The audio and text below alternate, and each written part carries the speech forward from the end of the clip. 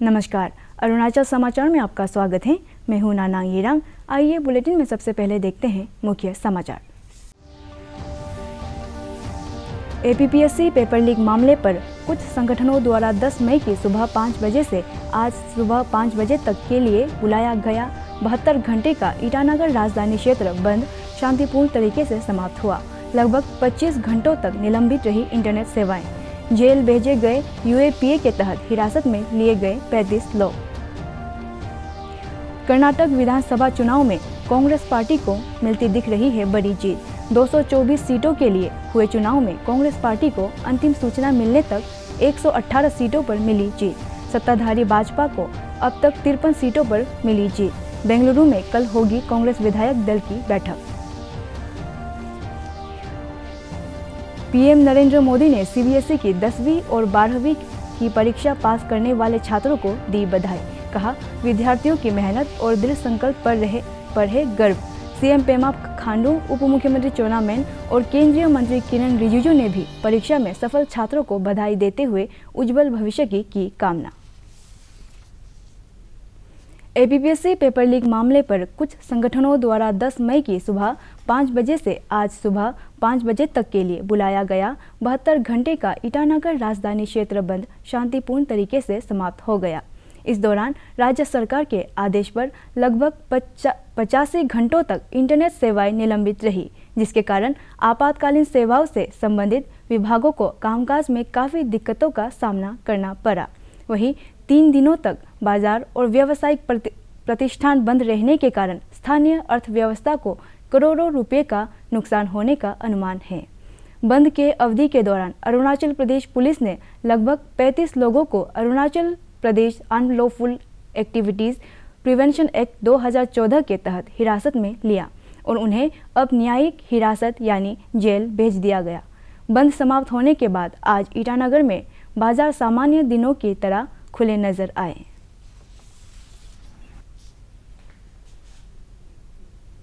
कर्नाटक विधानसभा चुनाव में कांग्रेस पार्टी को बड़ी जीत मिलती दिख रही है। 224 सीटों के लिए कर्नाटक विधानसभा चुनाव में कांग्रेस पार्टी को अंतिम सूचना मिलने तक 118 सीटों पर जीत मिली है, जबकि 18 सीटों पर वो आगे चल रही है। इस चुनाव में सत्ताधारी भाजपा को करारी हार मिली है। भाजपा को अंतिम सूचना मिलने तक सिर्फ 53 सीटों पर जीत मिली है, जबकि 11 सीटों पर वो आगे चल रही है। जनता दल सेक्युलर को 18 सीटों पर जीत मिली है और 2 सीटों पर वो आगे चल रही है। इस चुनाव में सत्ताधारी भाजपा सरकार के कई मंत्रियों को हार का सामना करना पड़ा है। कांग्रेस अध्यक्ष मल्लिकार्जुन खड़गे ने कर्नाटक विधानसभा चुनाव में अपनी पार्टी की जीत पर खुशी जाहिर की है। उन्होंने कहा कि राज्य की नई सरकार चुनने के लिए कांग्रेस विधायक दल की बैठक कल बेंगलुरु में होगी। प्रधानमंत्री नरेंद्र मोदी ने सीबीएसई की 10वीं और 12वीं की परीक्षा पास करने वाले छात्रों को बधाई दी है। कई ट्वीट कर उन्होंने कहा कि विद्यार्थियों की मेहनत और दृढ़ संकल्प पर उन्हें गर्व है। प्रधानमंत्री ने छात्रों के अभिभावकों और शिक्षकों को भी उनकी सफलता के लिए बधाई दी और उनके उज्जवल भविष्य की कामना की। 12वीं की परीक्षा में बेहतर प्रदर्शन नहीं कर पाने वाले विद्यार्थियों के लिए श्री मोदी ने कहा कि आने वाले समय में उनके लिए भी अपार संभावनाएं हैं। उन्होंने कहा कि परीक्षा का एक सेट छात्रों को परिभाषित नहीं करता। उन्होंने छात्रों को उन क्षेत्रों पर अपनी प्रतिभा का उपयोग करने को कहा जिनमें उनकी रुचि हो। मुख्यमंत्री पेमा खांडू, उप मुख्यमंत्री चाउना मेन और केंद्रीय मंत्री किरण रिजिजू ने भी सीबीएसई की 10वीं और 12वीं की परीक्षा पास करने वाले छात्रों को बधाई देते हुए उनके उज्जवल भविष्य की कामना की है। केंद्रीय कानून मंत्री किरण रिजिजू ने कहा है कि प्रधानमंत्री नरेंद्र मोदी के नेतृत्व में पिछले 9 वर्षों में असम सहित पूर्वोत्तर के सभी राज्यों का तेजी से विकास हुआ है। लोकसभा के प्रवास योजना टूर के अंतर्गत असम के कलियाबोर लोकसभा क्षेत्र के धिंग एरिया में चलो गांवों की ओर जनसभा को संबोधित करते हुए श्री रिजिजू ने कहा कि शिक्षा, स्वास्थ्य, सड़क, मोबाइल कनेक्टिविटी, कृषि, बागवानी सहित सभी महत्वपूर्ण क्षेत्र में आधारभूत सुविधाओं के विकास से लोगों के लिए स्थानीय स्तर पर रोजगार के अवसर पैदा हो रहे हैं। उन्होंने कहा कि पूर्वोत्तर राज्यों में बड़ी संख्या में युवा स्टार्टअप को अपना रहा है और स्थानीय जरूरतों को पूरा करने के साथ ही दूसरों को भी रोजगार मिल रहा है। श्री रिजिजू ने भाजपा कार्यकर्ताओं और स्थानीय लोगों के साथ सरकार की योजनाओं पर भी संवाद किया।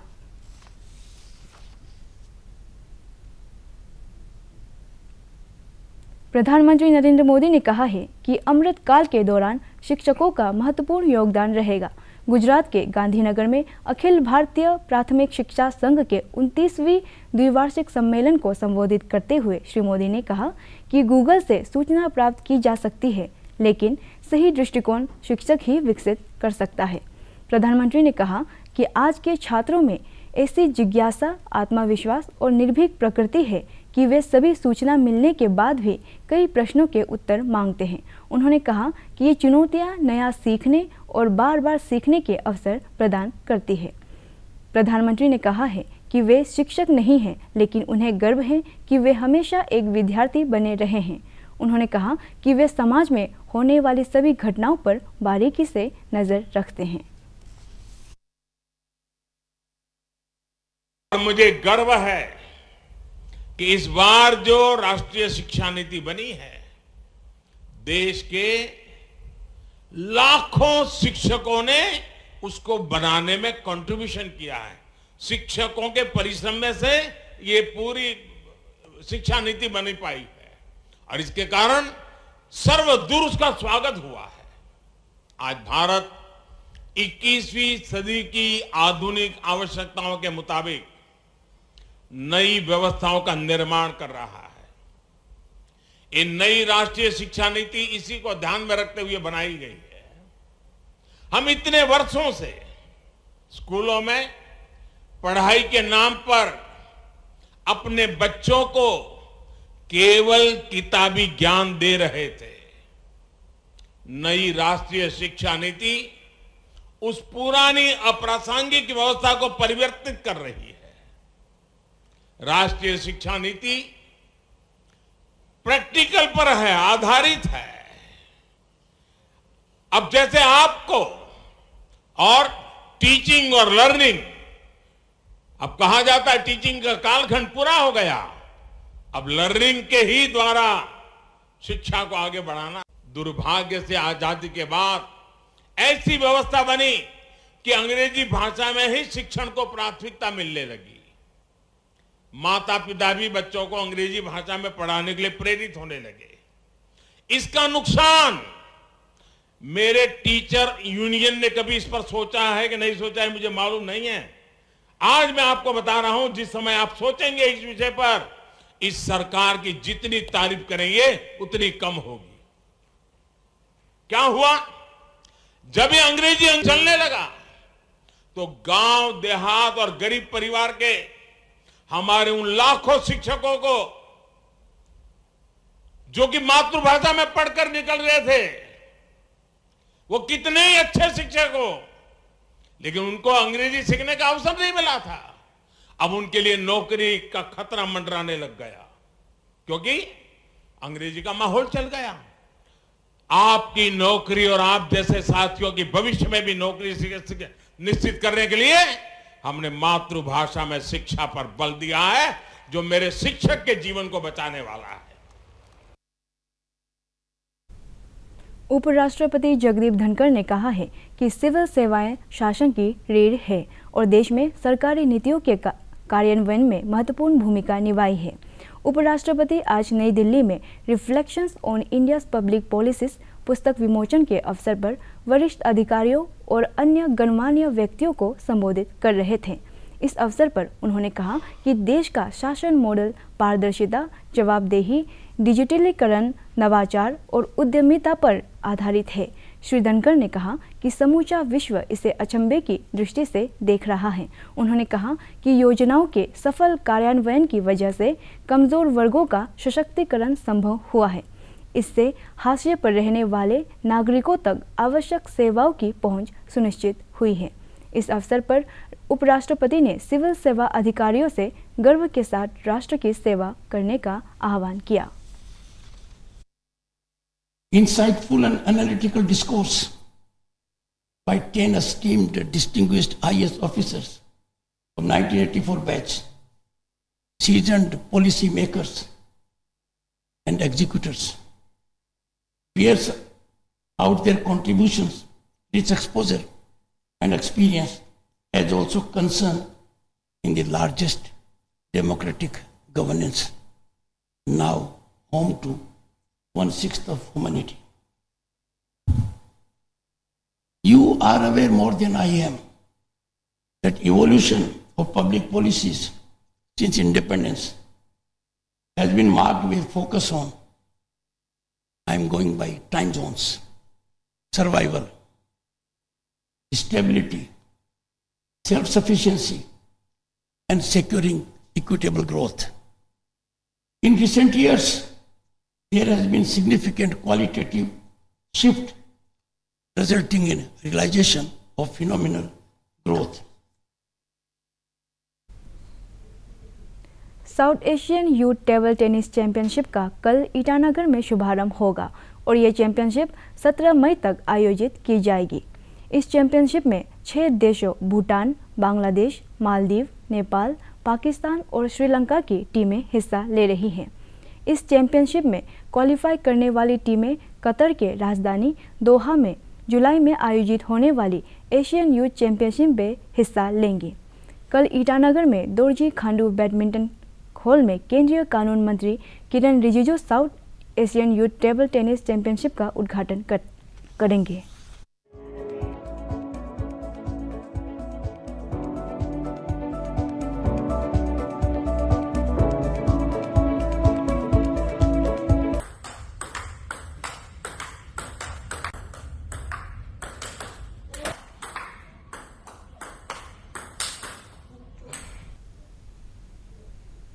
केंद्रीय विद्युत एवं भारी उद्योग राज्य मंत्री कृष्ण पाल गुर्जर ने गुरुवार और शुक्रवार को national hydro electric power corporation limited NHPC की 2000 मेगावाट की सुबनसिरी लोअर हाइड्रो पावर परियोजना इकाई का दौरा किया।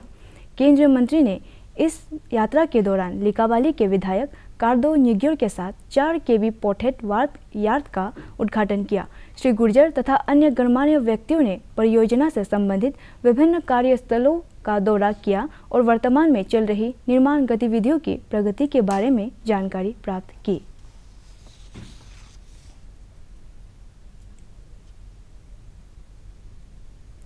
ईस्ट सियांग के पासीघाट ईस्ट से विधायक कालिंग मोयोंग ने लोगों से मकान बनाते समय फायर टेंडर सहित आपातकालीन स्थिति में वाहनों के पहुंचने के लिए रास्ता सुनिश्चित करने की अपील की है। उन्होंने कहा कि पिछले कुछ वर्षों में जन जागरूकता अभियान से लोग आग दुर्घटना को लेकर जागरूक हुए हैं और इससे दुर्घटना में भी कमी आई है।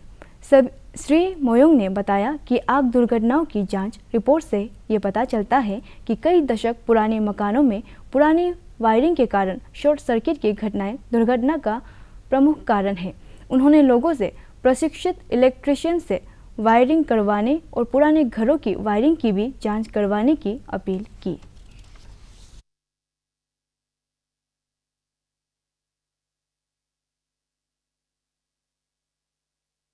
ये डिस्ट्रिक्ट एडमिनिस्ट्रेशन का साथ भी हमेशा चर्चा में आ जाता है। उसके बाद एवन पुलिस पर्सनल और हमारा आम आदमी का साथ, जैसे कुछ दिन पहले एक दुर्घटना हुआ था तो उसमें मैं विजिट किया। उसके बाद हमारा PMC का चीफ काउंसलर DC साहब, तो वो ऐसे जगह था जिसमें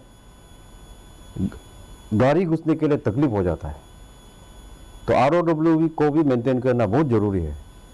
तो उस गली में तो हम लोग डिस्ट्रिक्ट एडमिनिस्ट्रेशन में डिजास्टर मैनेजमेंट हम लोग पैदल जाना पड़ा। पासीघाट में एक्चुअली ये काफ़ी विंडी जगह है, स्पेशली विंटर को, तो हम एक्स्ट्रा केयर भी लेना ज़रूरी है। और उसके बाद काफ़ी पुराना मकान है, जो वायरिंग काफ़ी पुराना है, वो भी रीज़न माना जा रहा है एक्सपर्ट लोग का, जो दुर्घटना होने के बाद जो रिपोर्ट दे रहा है, तो उसको भी हम लोग ध्यान रखना जरूरी है। जैसे गवर्नमेंट बिल्डिंग हो या प्राइवेट हो, एक वायरिंग का एक लाइफ टाइम है। और जिस बस्ती जो भी बस्ती हो या जो भी एक वार्ड हो, तो उसको भी हम लोग किसी भी समय कभी भी दुर्घटना हो सकता है, उसको भी मद्देनजर रखते हुए तो हमारा जैसे फायर ब्रिगेड आने का संभावना, मतलब वो प्रोविजन भी हमको रखना बहुत ज़रूरी है। तो ये सब है जो अभी, और हमारा जो सोशल अवेयरनेस वो बैठाना भी ज़रूरी है तो पब्लिक लोग को। तो अभी मोटा मोटी पहले से अभी रिकॉर्ड का मुताबिक काफ़ी कम है फायर एक्सीडेंट, लेकिन हो ही जाता है तो उसको तो अपना आप भी रिस्पॉन्सिबिलिटी लेना जरूरी है, अपना सेल्फ केयर लेना भी जरूरी हो जाता है। सियांग जिले के बोलेंग में आत्मनिर्भर कृषि योजना और आत्मनिर्भर बागवानी योजना के तहत किसानों की आय बढ़ाने और कृषि उपकरणों का उपयोग को प्रोत्साहन देने के लिए 40 लाभार्थियों को पावर ट्रिलर वितरित किया गया। बोलेंग जनरल ग्राउंड में कृषि और बागवानी विभाग द्वारा आयोजित इस कार्यक्रम में किसानों को केंद्र और राज्य सरकार की कृषि क्षेत्र से संबंधित कल्याणकारी योजनाओं के बारे में जागरूक किया गया। कामाख्या देवी मंदिर देश के 52 शक्तिपीठों में सबसे प्रसिद्ध है। असम की राजधानी दिसपुर के पास गुवाहाटी से 8 किलोमीटर दूर स्थित कामाख्या मंदिर में अम्बुवाची मेला आयोजित होने जा रहा है। हालांकि इस मेले की शुरुआत 22 जून से होगी, लेकिन अभी से ही इसकी तैयारियां शुरू हो गई है। अम्बुवाची मेला 22 जून को 2:30 से शुरू होगा, जिसके बाद मंदिर के कपाट 23, 24, 25 जून के लिए बंद रहेंगे और 26 जून को खुलेंगे।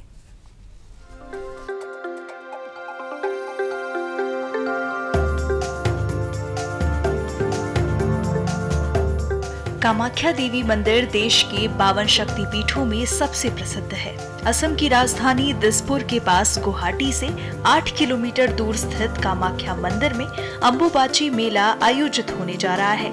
हालांकि इस मेले की शुरुआत 22 जून से होगी, लेकिन अभी से इसकी तैयारियां शुरू हो गई हैं।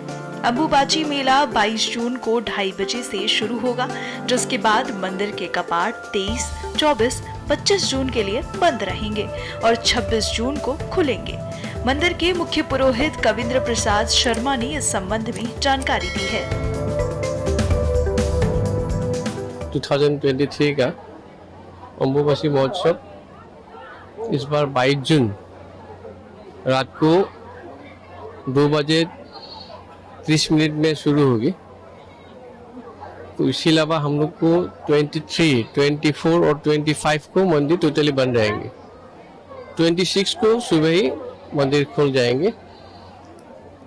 इस बार अम्बुबाची महोत्सव के लिए हम लोग को 28 में एक बैठक बैठे थे डेप्यूटी कमिश्नर कामरूप मेट्रो का साथ।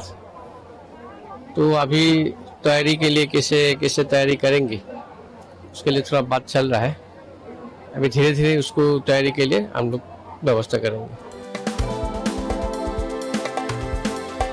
आपको बता दें कि इस मेले का आयोजन हर साल होता है। इसी तरह पूरे जोर शोर से इस साल भी मेले की तैयारियां शुरू हो गई हैं। अम्बुबाची मेले का महत्व है कि इसे मां कामाख्या के वार्षिक मासिक धर्म चक्र के जश्न के तौर पर मनाया जाता है।